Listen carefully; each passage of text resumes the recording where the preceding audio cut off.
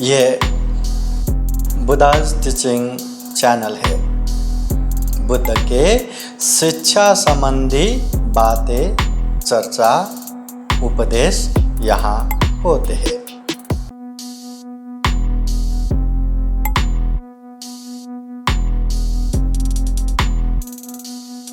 फिर तथागत बुद्ध कहते हैं दुख समुदय आर्य सत्य।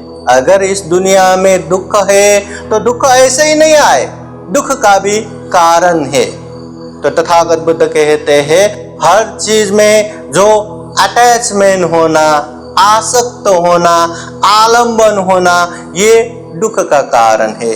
जो तृष्णा है ये दुख का कारण है। फिर तथागत बुद्ध कहते हैं काम तृष्णा, भव तृष्णा, विभव तृष्णा। काम तृष्णा अनेक अनेक मौज मज्जा, भोग विलास करने की इच्छा, ये काम तृष्णा, ये दुख का कारण है। भव तृष्णा इस जन्म में फिर से अनेक अनेक होके जन्म लेना, वो इच्छा। हाँ, हीरो हीरोइन को देखा तो मैं भी हीरो हीरोइन बन के जन्म ले पाऊं। राजा महाराजा को देखा मैं भी ऐसे राजा महाराजा होके जन्म ले पाऊं। कोई श्रीमंत देखा, धनवान देखा तो मैं भी ऐसे धनवान होके जन्म ले पाऊं। कोई अच्छे देखा तो मैं भी ऐसे, मतलब अनेक अनेक फिर से ये संसार में आने की आसक्तता, भव तृष्णा। फिर विभव तृष्णा, तृष्णा है मतलब जन्म होने के लिए, फिर से जन्म होने के लिए कर्म बाकी है, फिर भी इस संसार में जन्म होने की इच्छा ना होना, उच्छेदवाद, विभव तृष्णा, ये सारे के सारे तृष्णा ही दुख का कारण है। जब तक ये तृष्णा है तब तक दुख है। फिर तथागत बुद्ध कहते हैं दुख निरोध आर्य सत्य। ये दुख है, ये दुख का कारण तृष्णा है, तो दुख मुक्त अवस्था भी है। वो दुख मुक्त अवस्था क्या है? जहां किसी प्रकार के तृष्णा नहीं रहते, जहां पूर्णतः तृष्णा खत्म हो जाते हैं, वही दुख मुक्त अवस्था है। इसको तथागत कहते हैं निर्वाण। जहां किसी प्रकार के तृष्णा नहीं रहता, निर्वाण, जहां विमुक्ति सुख मिलता है। तो निर्वाण बोले तो जहां दुख नहीं रहता, जहां तृष्णा नहीं रहता, निर्वाण अवस्था। फिर तथागत बुद्ध कहते हैं अगर ये दुख है और दुख का कारण तृष्णा है और दुख मुक्त अवस्था निर्वाण है, तो निर्वाण पहुंचने के लिए रास्ता भी है, मार्ग भी है, और वो है आर्य अष्टांगिक मार्ग, 8 अच्छे मार्ग, जिसे तथागत बुद्ध ने मध्यम मार्ग कहा, जिसे तथागत बुद्ध ने शील समाधि प्रज्ञा के रूप में उपदेश दिया।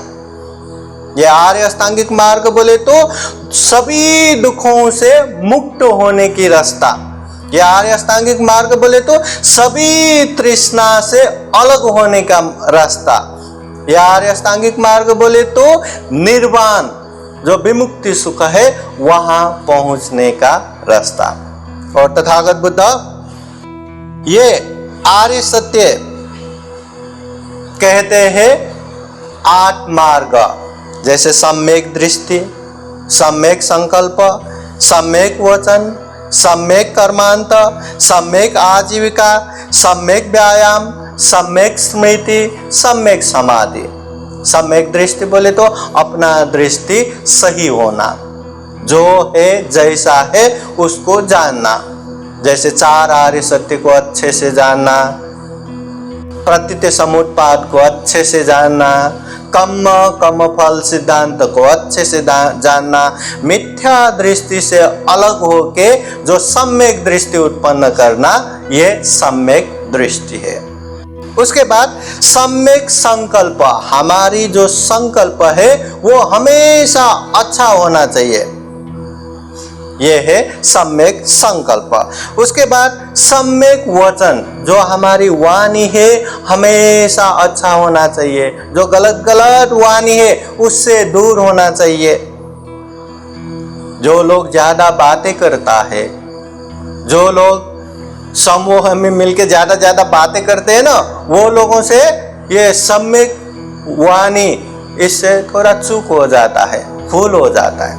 तो कैसा भी हो, झूठ नहीं बोलना, चुगली नहीं करना, ये निंदा चर्चा नहीं करना और कड़ा अपशब्द गाली गलौज की शब्द प्रयोग नहीं करना, ये सम्यक वचन अंतर्गत आता है। फिर आता है सम्यक कर्मांत। सम्यक कर्मांत बोले तो अपना कर्म, अपना काम अच्छा होना, जैसे शरीर से हिंसा नहीं करना, चोरी नहीं करना, काम मिथ्याचार व्यभिचार नहीं करना, ऐसी चीज ये सम्यक कर्मांत में आता है।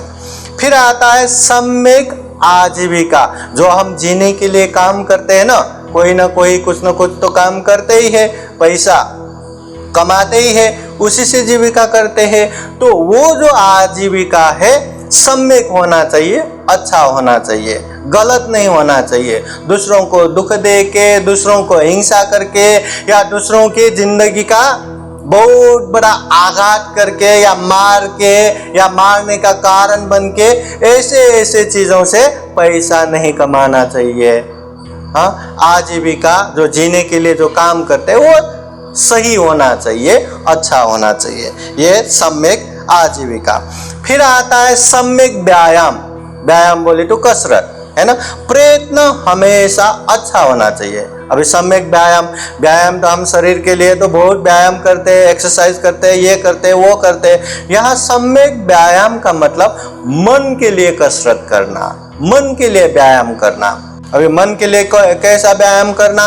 मन को हमेशा परिशुद्ध रखने के लिए, मन में आने वाले हर तरह का क्लेश को दूर करने के लिए प्रयत्न करना। जैसे मन में किसी प्रकार का क्लेश आने वाला है तो उसको निश्चित रूप से आने नहीं देना। अगर मन में अच्छे चीज आने वाला है तो उसको निश्चित रूप से आने देना। जैसे लगता है ना कि अभी जन्मदिन आ रहा है या ये तिथि आ रहा है, ये मिति आ रहा है, चलो हम दान देते हैं, चलो हम शील पालन करते हैं, चलो हम ध्यान भावना करते हैं। जो भी अच्छे धारणा आता है उसको निश्चित रूप से करना ही है। तीसरा, अगर मन में बुरे है, अकुशल है, तो अकुशल है पहचानो, उसको दूर करो। और चौथा, मन में कुशल है, अच्छे है, तो उसको संरक्षण करो और बढ़ाते जाओ, अभिवृद्धि करते जाओ। ये है मन के लिए एक्सरसाइज करना, मन के लिए व्यायाम करना, ये है सम्यक व्यायाम। और उसके बाद सम्यक स्मृति, हमेशा सही स्मृति होना, स्मृति पूर्वक चलना। चाहे हम चल रहे हैं, बैठ रहे हैं, सो रहे हैं, हाँ, कुछ भी कर रहे हो, स्मृति पूर्वक हर चीज में सम्यक स्मृति होना चाहिए। फिर 8वां लास्ट में आता है सम्यक समाधि।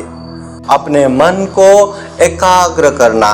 मन बहुत चंचल है, हाँ, अच्छे जगह पे टिकता ही नहीं, उसको एकाग्र करना है, एक जगह पे समाधि में लगाना है, ध्यान भावना करना है।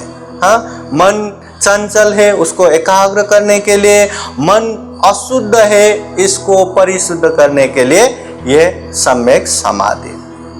तो ये 8 मार्ग, ये शील समाधि प्रज्ञा, ये मध्यम मार्ग, ये आर्य अष्टांगिक मार्ग ही निर्वाण प्राप्ति का मार्ग है। जो भी ये मार्ग में जाएगा वो निश्चित रूप से निर्वाण पहुंचेगा, दुख मुक्त होगा। और एक बार निर्वाण पहुंच गया तो सारे तृष्णा खत्म हो जाएगा, और तृष्णा ही खत्म हो गया तो दुख भी खत्म। तो तथागत बुद्ध ये उपदेश देते हैं। ये उपदेश, ये 4 आर्य सत्य, दुख है, दुख का कारण है, दुख मुक्त निर्वाण है, निर्वाण पहुंचने का आर्य अष्टांगिक मार्ग है। ये उपदेश सुन के पंचबद्ध वर्गियों में सबसे बड़ा जो कौंडिन्य है वो धर्म चक्षु अवबोध करता है। मार्ग फल का सबसे पहला श्रोतापति मार्ग प्राप्त करता है।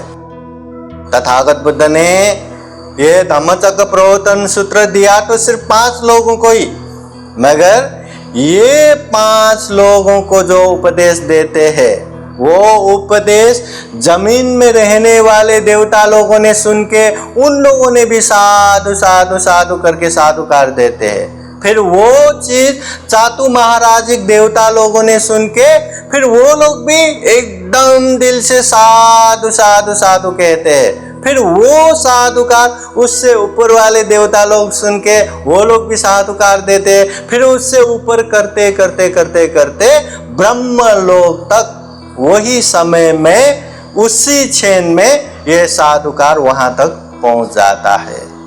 और अंत में तथागत बुद्ध कहते हैं कि ये कौंडिन्य ने तथागत बुद्ध का धर्म चक्षु प्राप्त किया। आज से इसका नाम ही मतलब उस समय से उसका नाम ही अन्यासी कौंडिन्य करके नाम पड़ा। फिर ये पहली बार धम्मचक्र और उसके अगली बार क्रमशः 5 लोगों ने ये धर्मचक्षु प्राप्त करते हैं, श्रोतापति फल प्राप्त करते हैं और 5वें दिन में तथागत बुद्ध के अनंत लक्षण शुद्ध उपदेश सुन के सभी के सभी दुख मुक्त अर्हत भी होते हैं। तो ये तथागत बुद्ध का पहला उपदेश धम्मचक्र प्रवर्तन सूत्र जो तथागत बुद्ध ने वैशाख पूर्णिमा के दिन बुद्ध गया के बोधि वृक्ष नीचे बोधि ज्ञान प्राप्त करके सम्यक संबुद्ध बना और आषाढ़ पूर्णिमा के दिन ऋषि पतन मृगदावन सारनाथ में पंचभद्र वर्गियों को पहला उपदेश दिया जिसे धम्मचक्र प्रवर्तन कहते हैं।